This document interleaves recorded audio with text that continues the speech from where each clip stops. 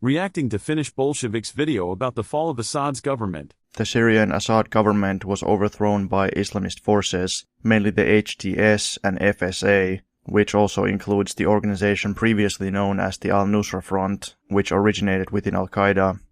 These Islamist forces are mainly supported by the USA, but also its imperialist allies like Turkey, Israel, and Saudi Arabia. Don't forget Ukraine. As a result of the protracted civil war and now the defeat of the Assad regime, Turkey has occupied some Syrian territory near its border. Israel occupies the Golan Heights and has seized Mount Hermon. Yet another step towards making Greater Israel a reality. The USA had constructed several military bases inside Syria already previously during the civil war, particularly to control Syria's oil fields. Cha-ching bada bing. To construct these military bases and steal Syria's oil, the US had used the Kurds and the PKK as its puppets.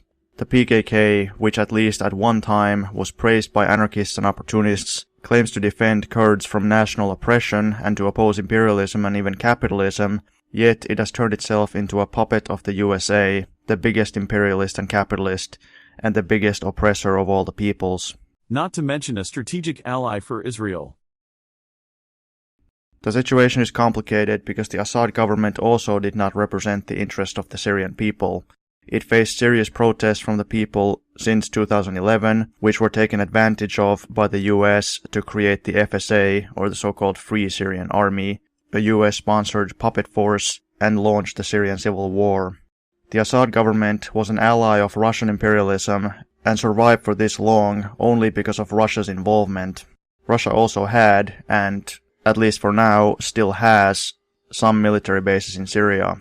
It's not as simple as Russian imperialism. Russia and Syria were tactical allies because many of NATO's allies, the same NATO trying to expand eastward, are involved in the Syrian civil war. Opportunists claim that Russia is an anti-imperialist power and was defending Syria's independence, but Russia is a capitalist superpower, so why would they do that? A capitalist superpower emerging from the thralls of US-imposed shock therapy in the 90s, which decimated Russia's industrial output. In reality, as should seem obvious to all Marxists, Russia was acting just like the USA. It was merely trying to turn Syria into its own puppet instead of being a US puppet. As a Marxist-Leninist, you should know that in order for a country to be imperialist, it needs to have substantial industrial and finance capital to export, which Russia does not have. For a deeper dive, I highly recommend Stansfield Smith's phenomenal article, Is Russia Imperialist?, which you can find on MR Online. Since 2011, it was completely correct to oppose American intervention into Syria under its guise of supposedly fighting terrorism and fighting ISIS, an organization largely created by the US itself. Based. The American claims that Assad used chemical weapons and thus that the US should intervene for humanitarian reasons were probably always fraudulent. Based. It was always correct to debunk such American claims. Even though Max Blumenthal has been on some fuckboy shit as of late, the Grey Zone and Aaron Mate have done some phenomenal work debunking the chemical gas attacks in Duma and elsewhere. We should notice that the US used fake claims about weapons of mass destruction to justify its invasion of Iraq, and those claims and the justifications for the Iraq invasion are now widely known to be fraudulent and lies.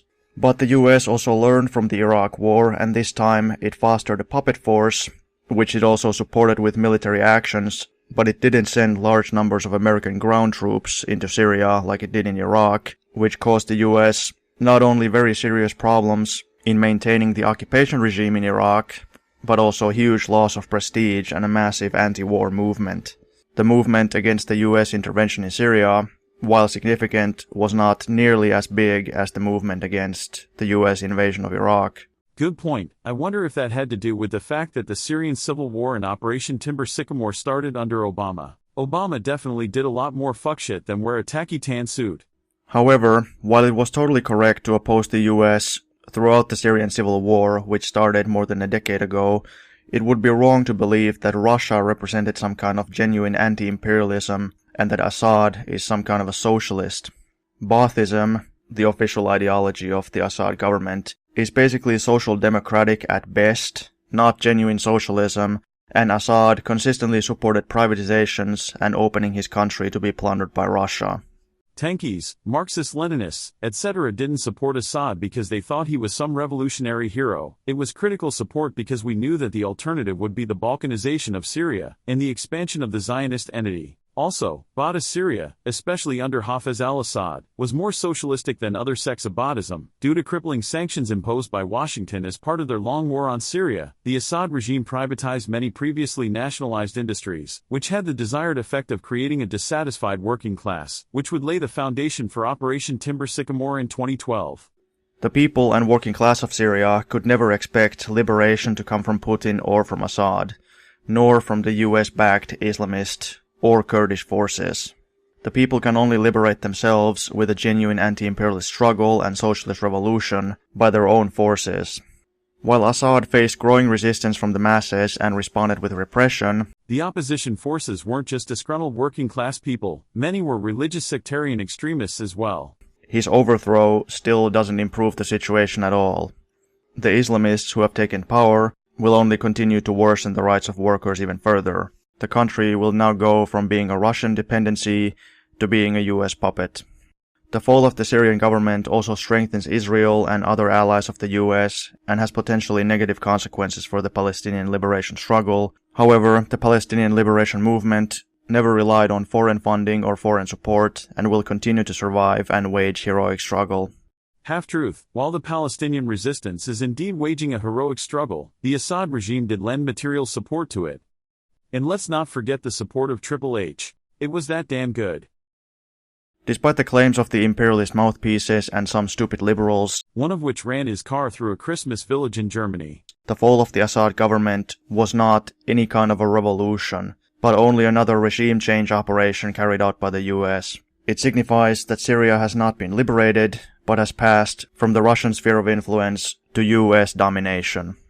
Even though I had some disagreements, he is mostly right that the fall of Assad's government has negative consequences not only for the Syrian people, but for the Palestinian resistance and potentially for Iran as well. Overall, I give it an A-.